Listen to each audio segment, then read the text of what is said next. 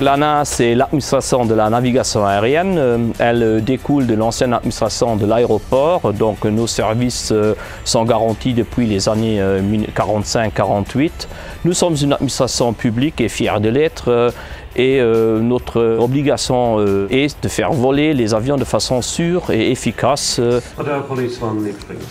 On ne fait pas que les services pour l'aéronautique, on est aussi responsable pour les taxiways, les runways et dans le futur aussi pour les parkings des avions. L'ANA, c'est 8 services, ce sont plus de 200 fonctionnaires qui, H24, sont présents et sont prêts à assurer les services aéronautiques.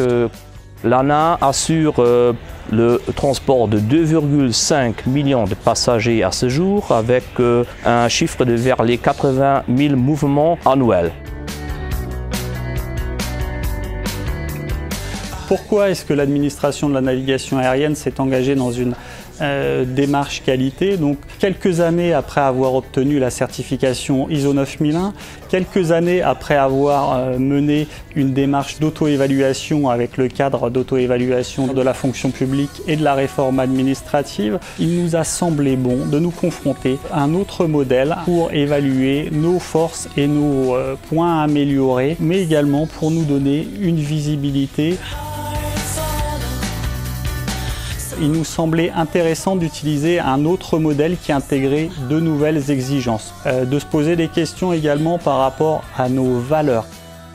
L'ANA a compris depuis un certain nombre d'années qu'une démarche qualité, c'était être proactif dans le changement et que ce changement ne devait pas être subi, mais que ce changement devait être voulu. Au-delà des certifications, la mise en place d'une structure de gouvernance interne vis-à-vis des différents services, et également la mise en place d'une gouvernance externe vis-à-vis des parties prenantes impliquées sur la plateforme aéronautique a été un gros progrès dans le management de la qualité. Notre administration, qui répondait au modèle classique des administrations publiques, a subi une mutation vers un modèle plus managérial, tout en respectant l'héritage du passé, tout en respectant les valeurs du service public.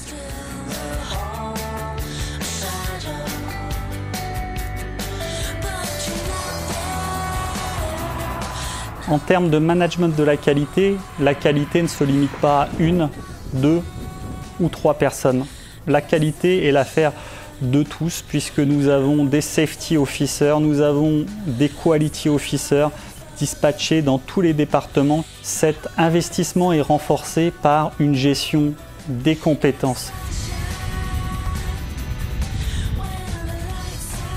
Donc les défis pour l'avenir sont, d'après moi, rester adaptable, rester flexible et comprendre les besoins de nos clients et s'adapter et adapter le portfolio de nos services à la demande des clients.